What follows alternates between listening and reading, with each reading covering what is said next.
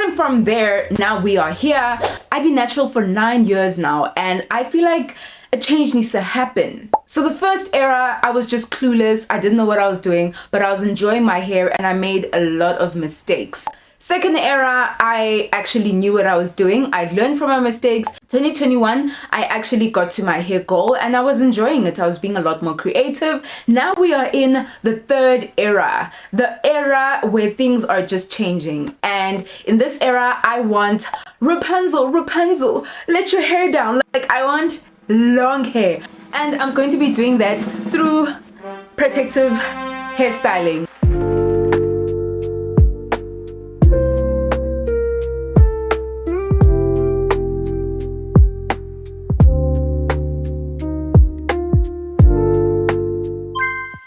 Ninjani, it's Zinhle Africa, and I'm so grateful to have you here. And thank you so much to everyone that has responded and liked and just commented on my reel telling you about my new natural hair era, right? And so now people want to join, and I'm really excited about that. I didn't expect that, but you know what?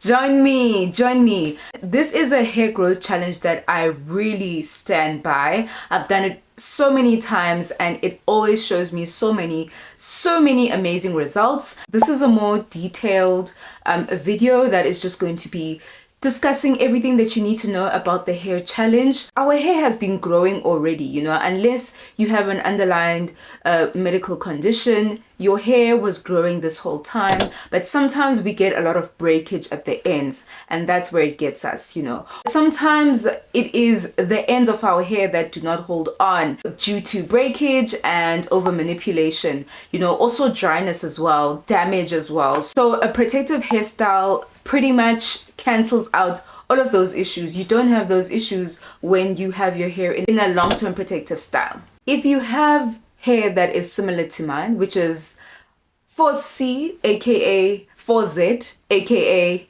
5A, protective hairstyling is definitely it. Like, it really is the girl that she thinks she is.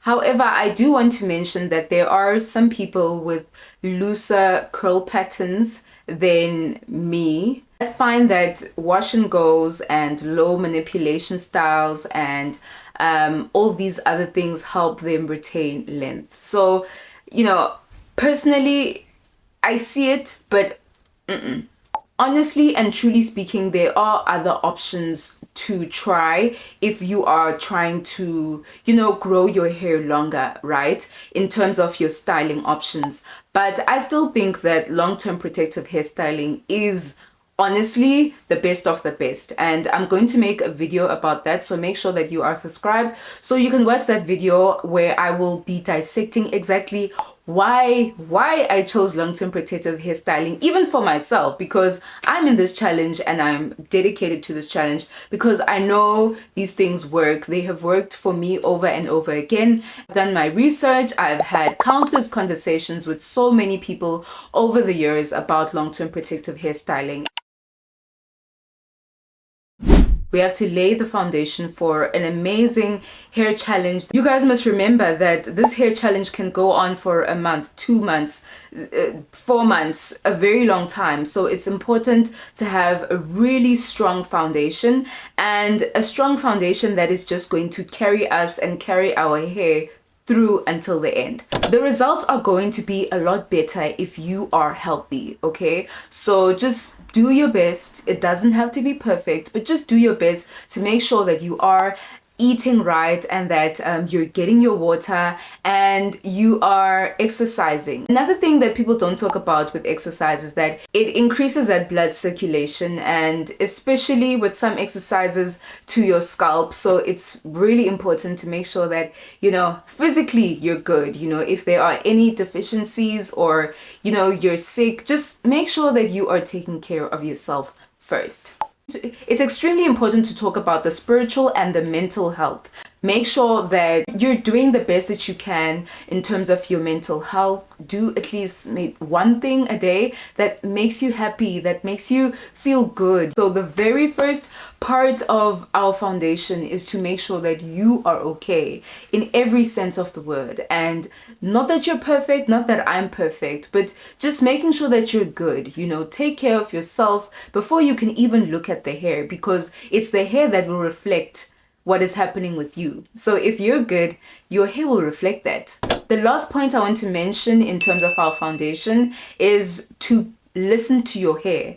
I might give you guidelines today, but if your hair doesn't like certain things, it will tell you. That's what I love about natural hair. Immediately, it will tell you, like, no, I don't like that product. No, I don't like it when you do this. And it is up to us to listen to our hair. The more you listen to your hair, the more you can understand it, and the more you can actually react positively to it, right? So make sure that you are gentle in your words and in the way that you touch your hair, in the way that you think about your hair, because that is going to reflect as well in the results that you get, right? So we're shedding the negativity and everything bad that we've ever thought about our hair, and we're just looking at things in a new way. Unfortunately, all of these brands are always throwing products at us, but that real true connection with the hair is the most important thing, is the first thing. And I really hope that this challenge will be just life-changing in the way that you really think about your hair,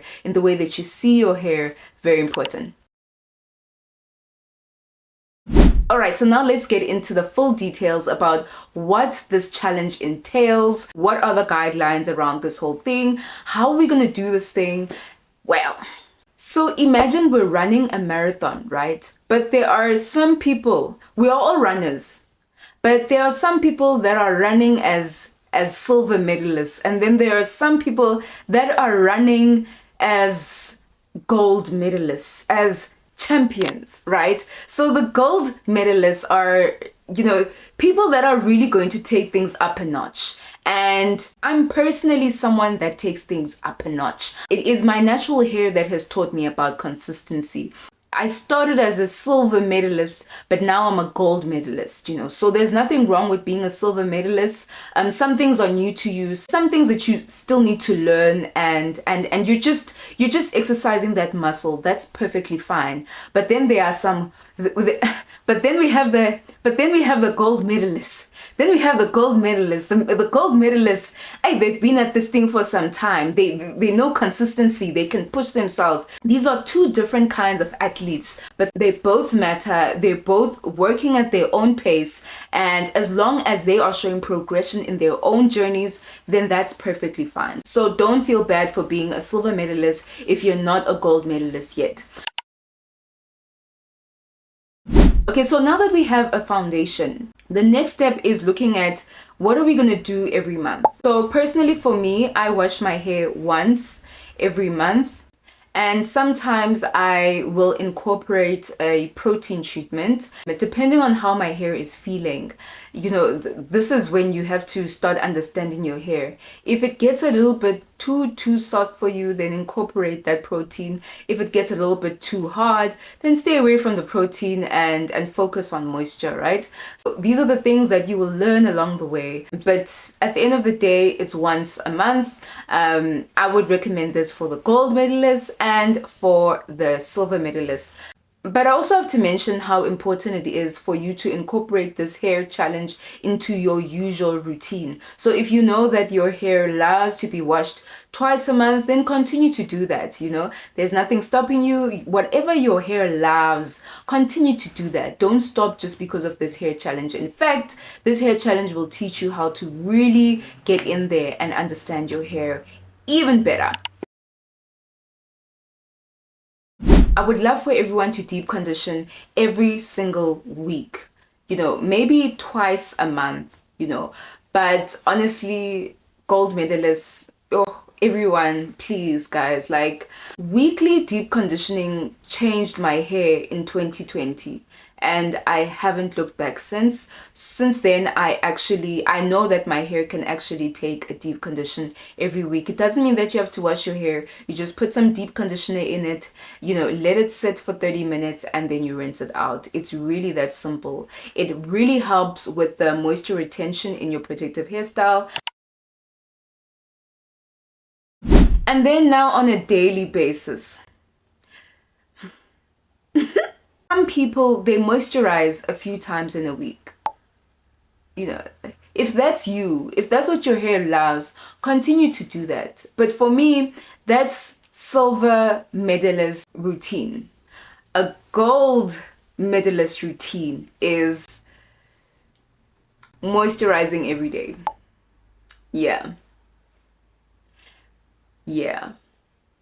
The thing is, if your hair doesn't love it, tell me. I'll wait. I will wait. Also, I feel like my hair gets dirty, but I've never really seen product build up, because when I put products in my hair actually drinks it up. My hair eats. It eats it. So I don't understand product buildup.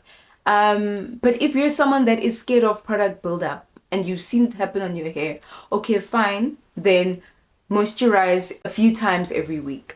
Personally, I oil my scalp every single day. I moisturize every single day. And when you oil your scalp, end it with a massage, please. Please, for the blood circulation, because hair growth starts in the scalp, and blood circulation actually increases the rate of your hair growth. So it's very important to do scalp massages. Yeah, my camera is dying, so I'm trying to be fast. If there's anything else, I will just put it up on the screen here. Love, light, and blessings to you. Bye. Mwah.